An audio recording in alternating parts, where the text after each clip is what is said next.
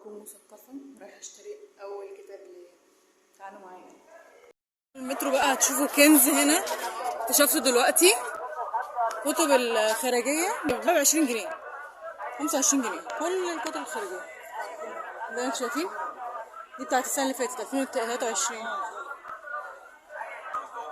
رابعة 20 ب20 يا جماعة. وهنا الجديد بكام ده يا ترى؟ 30؟ ده جديد ها؟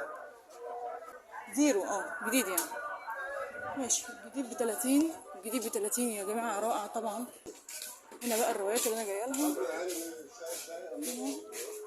بصور ممكن ب30 وب40،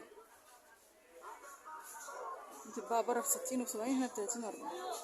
هنا يا جماعة الكتب أخيرا أفرجها لكم إن شاء الله لما أقعد. جبنا الحمد لله الكتب. أول كتاب معايا جبته هو اسمه محاط بالمرضى النفسيين، ماشي. طبعا المشهور فن اللامبالاة. ده كتب مشهورة على النت اللي هما بيقولوا بيوصوا ان احنا نقراها يعني. واهم كتاب الصراحة انا حاساه وكنت مشوقة جدا ان انا اخده هو ايه؟ هو ده الاب الغني الاب الفقير. بيبين وجهة نظر الاغنياء والفقراء في المال وفلوس والمشاريع وكده. اعتقد ده هيفيدنا ان شاء الله في المستقبل لما نكون بزنس وومن.